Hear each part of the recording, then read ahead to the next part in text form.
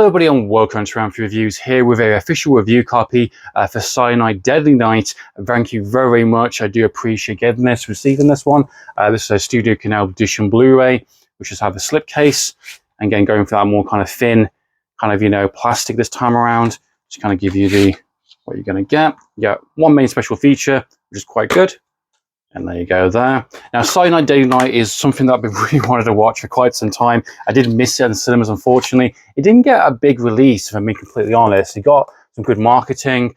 It got a couple of screens here and there, but the time I really wanted to watch it, it was kind of gone, or it was at very inconvenient timing. And unless you're in the big cities like London or Manchester, sometimes watching these kind of films are very difficult. And even some of the more smaller kind of chains won't show this type of film, being the fact it is an 18. It is violence, it is a horror film, and it does go one way or the other sometimes depending on the studio and the demand of, the expectation of a film like this. And let's be completely honest, the Silent Night Deadly Night franchise isn't really something that is highly regarded compared to something like Halloween, which I got right. Very happy and grateful to receive this Blu-ray copy, so thank you very much. And this one is essentially a reboot on the Silent Night Deadly Night franchise, which has about, 6-7 movies? Crazy how many movies this has in terms of the original first entry, which essentially is a lineup of B-movies, a hype and concept of a psychopath that goes crazy, dressing up as Santa Claus during Christmas time and hacking a lot of people.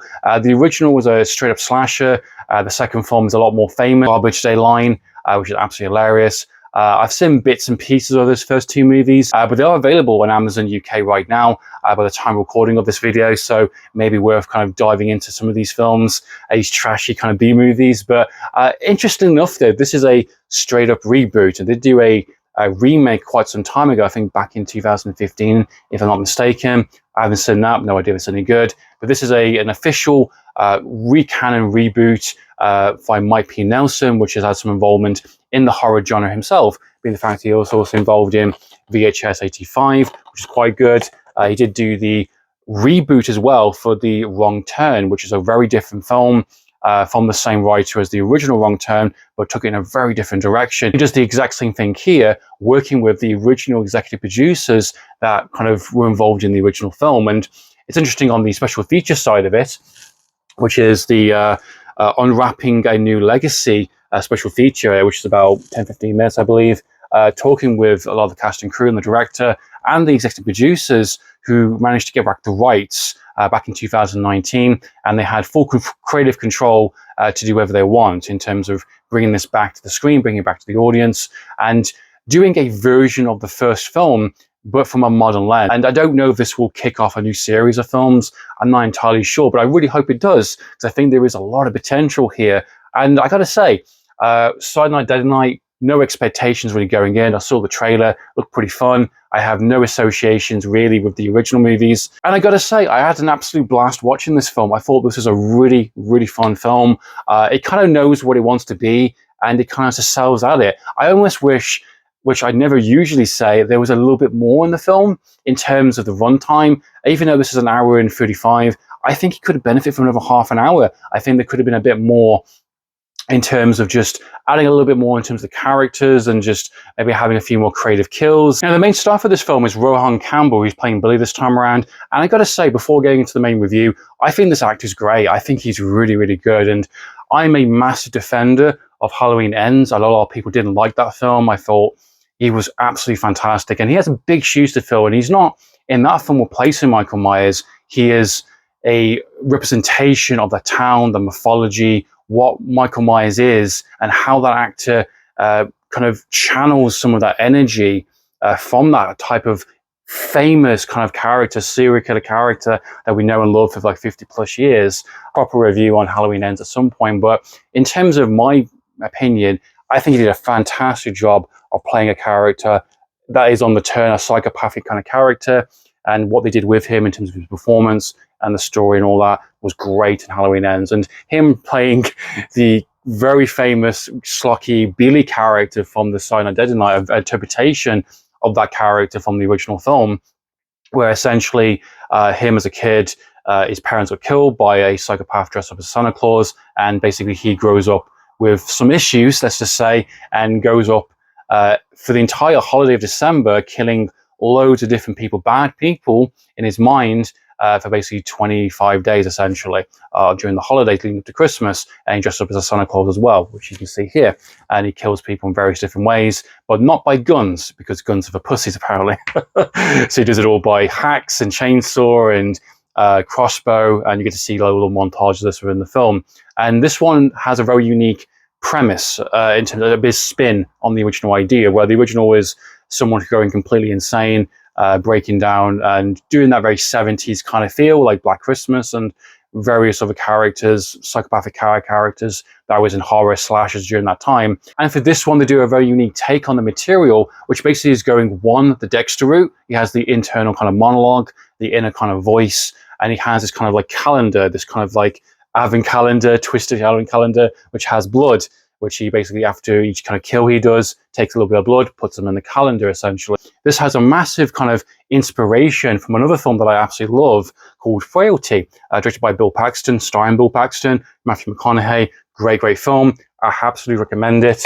Good character piece and horror aspects too as well. And essentially in that film, a character has woken up in the middle of the night, and now the voice of God, I am the God's executioner, and he has shown me visions of real terrible men, real horrible people, and I have to get my axe, literally, similar, kind of bait him a little bit there, to basically find these people and to bring them to justice, to kind of execute them by God's will. And if you if you are God's will, if you are the executioner in that film, you're going to be protected, you're going to be shrouded, and basically the ignorant won't be able to see you, and the good work will continue.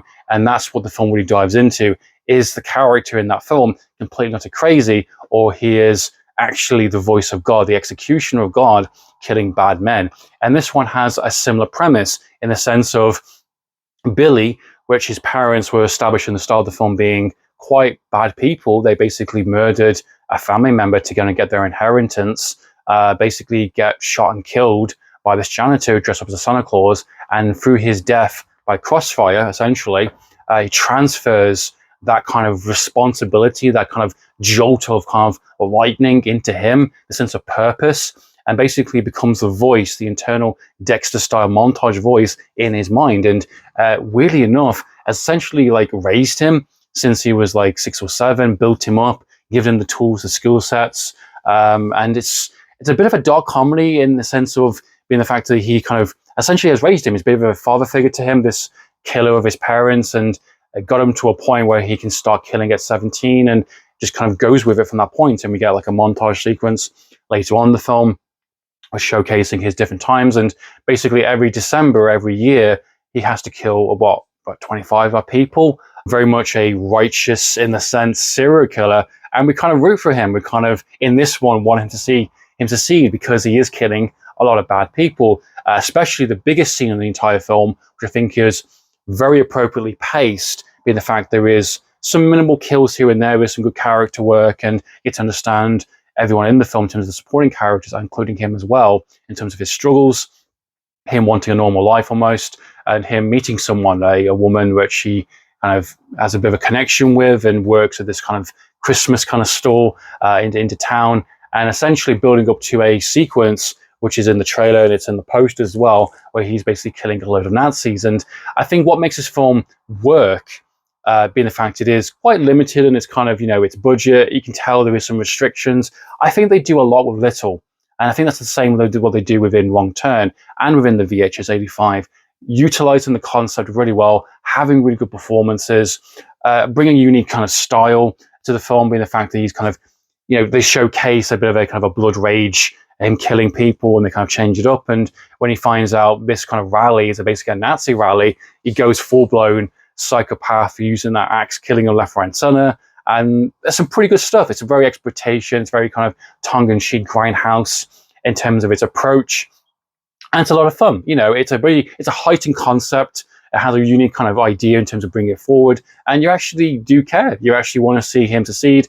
And there is some really other bad people in the film that kind of juxtaposition a little bit. And I definitely think there's an opportunity to do a series of films like this. There is definitely a sequel idea they could do, which I think could be quite fun. Whether they'll do it or whether it's popular enough or did well in the box office or in the Blu-ray sales is another question. But regardless of whether it can continue, whether it can expand further. I think this is a really good job in terms of taking a very much a B-movie 70s idea, doing a modern spin, giving you surprisingly characters and performances that I actually care about, giving you fun kills against some really bad people, practical, gory, bit of a tongue-in-cheek grindhouse kind of attitude towards it in terms of its production, its style, its editing.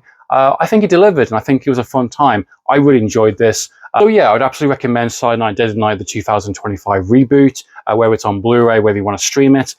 Down to you guys. I'd love to know your thoughts and impressions on the entire franchise or on the reboot. Please comment down below. So meantime, guys, after reviews, signing out.